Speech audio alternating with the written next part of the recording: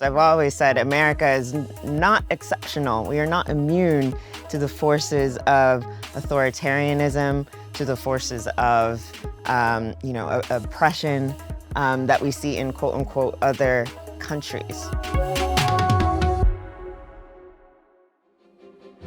Karen Attiah is an award-winning journalist, columnist, and author.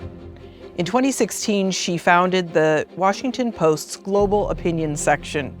In 2021, she became a staff columnist, a role she held until September 15, 2025.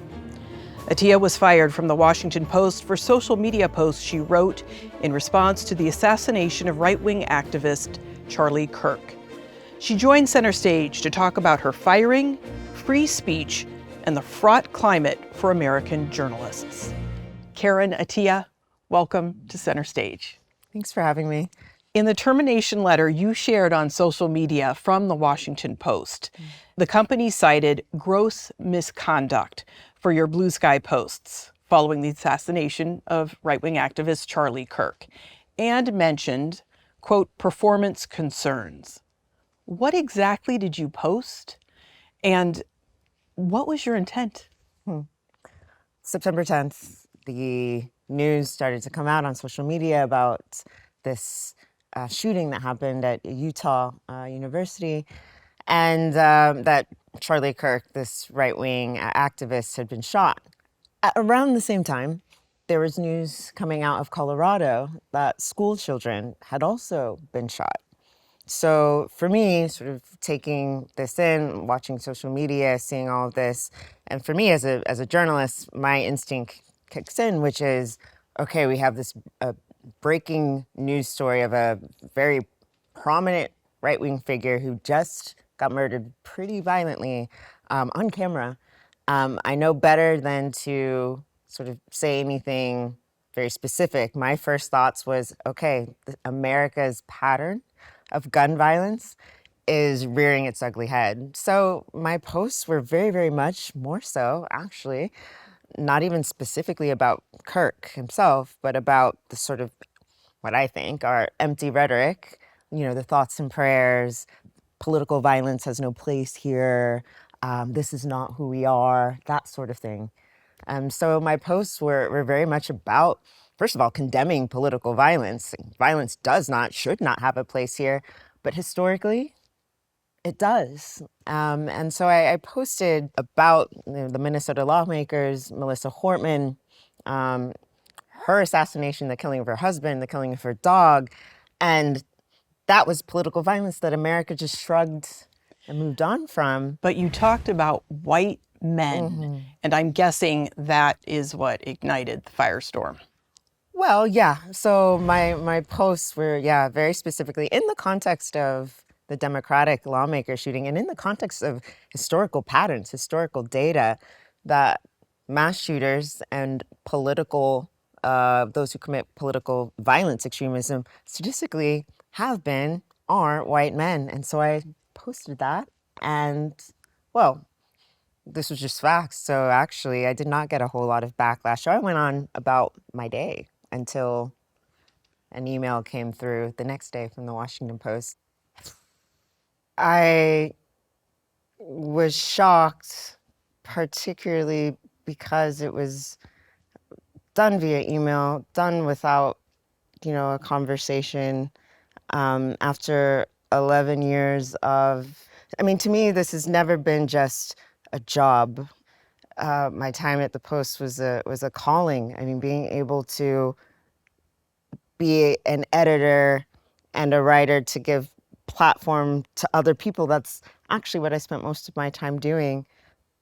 Part of what I believe deeply in as a journalist and from working at a place like the Post is to have other writers' backs, even when it's hard, even when it's dangerous, even when the whole world is screaming at you because your writer has held up a mirror that the world doesn't always want to see. The job of an institution is to have their back all that I did, even in the Blue Sky Post, was to follow the rules of journalism and hold a mirror up to society when it comes to political violence, and when it comes to our rhetoric, and when it comes to the demographic that often commits these political extreme acts of violence, white men. And honestly, it wasn't just the firing, the aftermath that's been so public. Have you been threatened? You've mentioned previously that you put your life on the line and face dangers. Have you been doxxed? Have you been threatened in any way? I've had threats, yes. Someone saying that they would, that if somebody was willing to shoot me, they'd be willing to pay for it, things like that. There's that part of it, but then there's also the sort of violence of seeing the Washington Post's website and,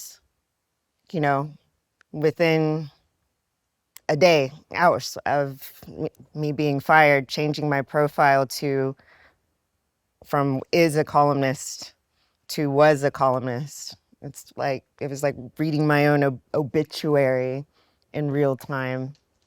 Their coverage of censorship happening to other people in the aftermath, my name is not even mentioned. It's as if I never existed there.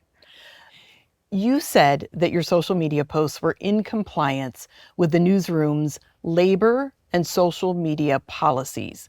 The Washington Post says that your posts, quote, harmed the integrity of the organization and could have potentially put your colleagues in harm's way. Do you wish, in retrospect, you'd used different language or a different tone? And how do you respond to the characterization of the Washington Post? All right, they presented all of these charges against my posts without evidence. Again, I know, I've seen, whether it's the writers I've worked with or when people are upset with not just social media posts, with my commentary. This was a pretty bland commentary, in my opinion. I said nothing particularly over the top, to the extent that, I got no backlash, actually. I know what backlash can look like. I got no backlash to my social media posts that day. If anything, I was telling people to kind of calm down, to say, we don't have a shooter yet. We don't have a motive yet. So what do you think the Washington Post's reasoning was for firing you if there wasn't this upswell of opposition and anger? You'll have to ask them. I'm still confused about their reasoning here. I mean, what I do know is this isn't the Washington Post that I joined.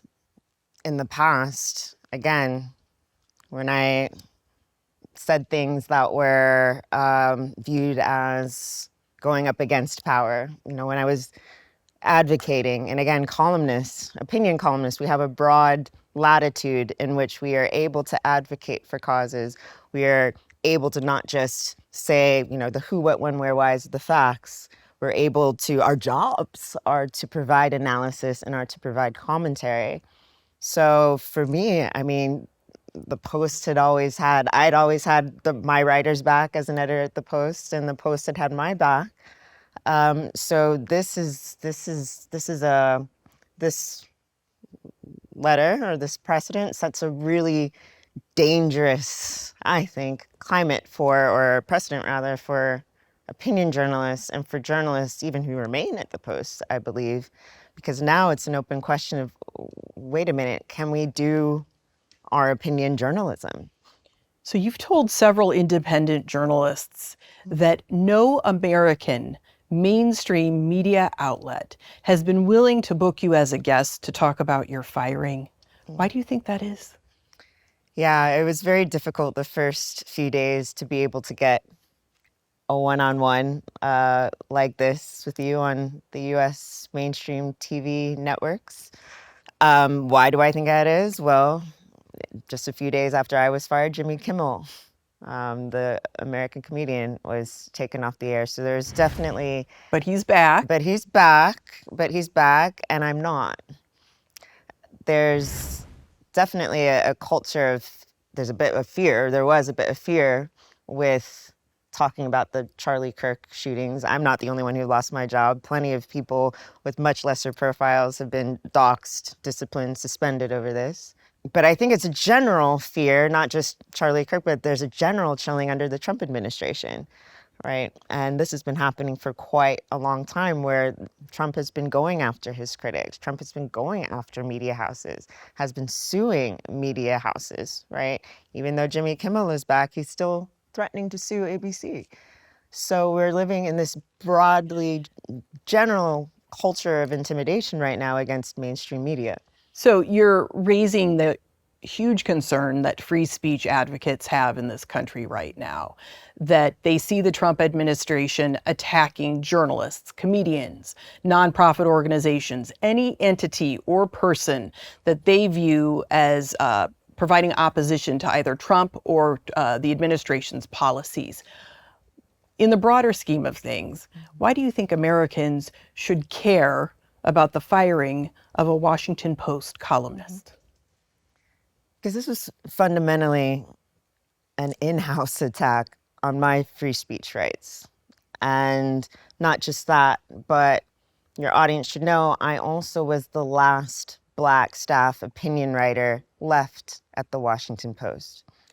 The fact that the Washington Post now no longer has any full-time Black staff opinion writers is deeply troubling, not just to me, to the city of Washington, D.C., to Black journalists, right?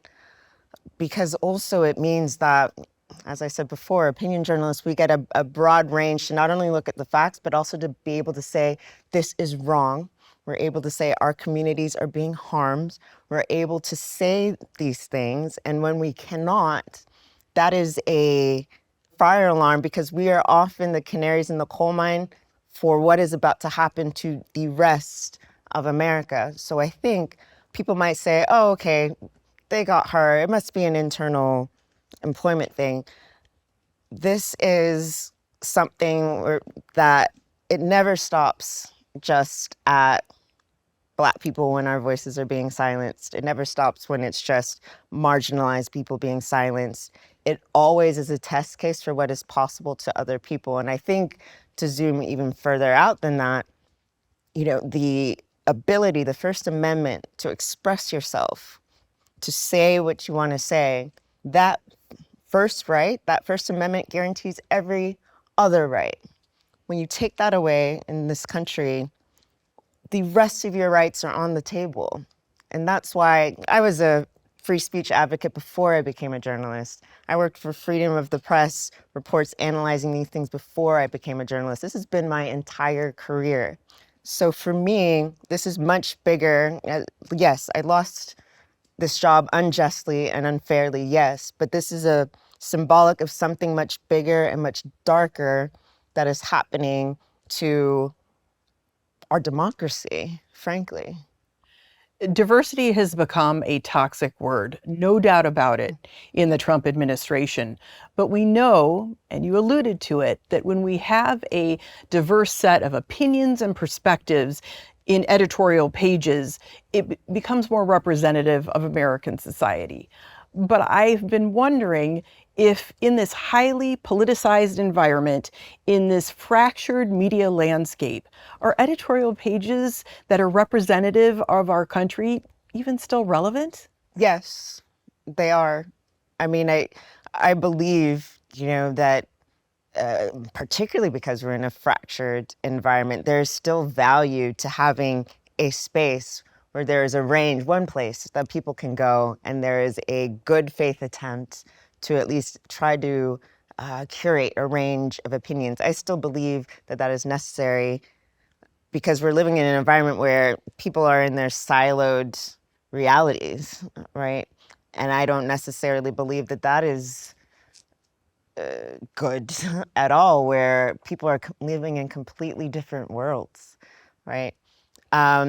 I think specifically for a paper like the Washington Post, specifically for what's happening in Washington, D.C., that is literally being occupied by National Guards troops, where we have an environment where the Supreme Court has basically said it's okay to racially profile, where people are being picked up off the streets because they fit a profile, families being ripped apart, to not represent those voices, those stories, to not warn, that is beyond relevant. That goes to the safety of our communities. That is about keeping people safe and informed about what's happening in their backyard to people who might not look like them. I think that's important so that they can advocate, so that they can mobilize, so that they can organize, so that they can stop harm.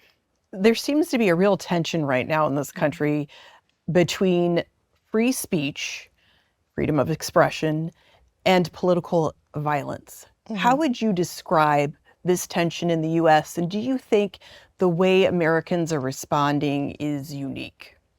I mean, in the sense that America has always held itself up as this beacon of freedom, as this beacon of free speech, that America has long gone to other countries and lectured about democracy and lectured about freedom.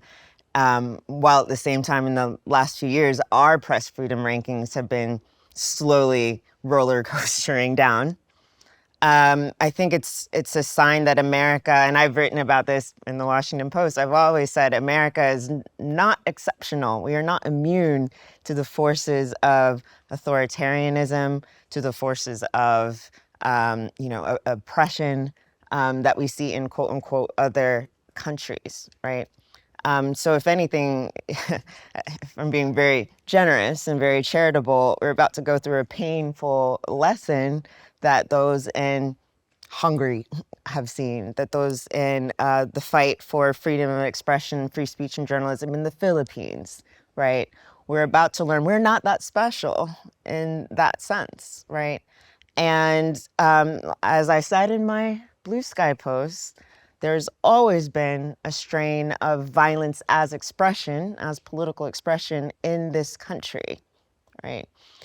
Until there's a change in the trajectory and in the rhetoric, especially coming from the administration right now, where people are openly chanting for retribution, for revenge, for force. The right has claimed that they are the party of free speech and debate and against cancel culture. And now what we're seeing is their promotion of annihilation culture. We will not only come after you, we will come after your institutions. We will use the FCC to threaten your airwaves. This is a different beast that we're dealing with. Have you heard from other columnists, and are they talking about any kind of a chilling effect, any topics they need to avoid, like Israel, Palestine, or criticizing the Trump administration? I've heard, generally, right? I've heard from people even before, my own firing saying, well, maybe you should tone down on doing too much black stuff, right? Or talking too much about politics, or tamping down on saying too many bad things about Trump. Yeah, this chilling effect already has been in place. Did you experience it at the Washington Post? Me personally, until now, no. Contrary to popular belief, yes, I had strong opinions and commentary against Israel's actions in Gaza, against the Palestinians. For the most part, I was free to say and write what I wanted until I wasn't, all of a sudden. So you have chosen to be very public about this. You're not remaining silent. You've pivoted immediately to an online publishing platform, Substack. You've launched a newsletter called The Golden Hour. What is it going to cover? Sure. Yeah, the golden hour, I think of it two ways. There's a positive aspect to the golden hour. Anyone who's a photographer knows there's a sunrise, sunset. There are beautiful times of the day where you can capture the perfect, like natural light. So there's that part. But then the golden hour also is a medical term. It also refers to when a patient has gone through something incredibly traumatic, an injury, and there's only a short window of time to act before that patient could possibly die or experience, just would not be able to come back from. So I guess it's about looking at these small windows of time that we have, and how either beautiful they can be or perilous they can be. So I write a lot about sort of light and dark, and I write a lot about fighting. I'm a martial artist as well, so I hope to cover that, and I hope to just be able to be, honestly, to be the same voice I've always been, To be a but truth teller. but to be even more free than I was before. Do you have any advice to aspiring journalists or any message to columnists? I think if there's anything that's been positive about this moment, I realized that over the last 10 years, I've never strayed from my values. I've never strayed from telling my version of the truth, even when it was uncomfortable. And over those 10 years, I've gotten a lot of fans. I've also gotten a lot of critics, but I think even those who disagreed with me are also standing up for my right to say what I want to say and be who I am. And I guess if there's any advice I would have is to, as much as you can, still be true to yourself. People respond to that and people respect that. Even if they don't agree with you, they'll still be with you, if that makes sense. So integrity matters. It really does. And to just stand firm, because maybe before it seemed easy. Now standing up for what I believe in seems hard, but this is when it's the most important. So I would just say, to find your voice and stick with it, like, no matter what. Karen Attiah, thank you for joining Center Stage. Thank you guys for having me.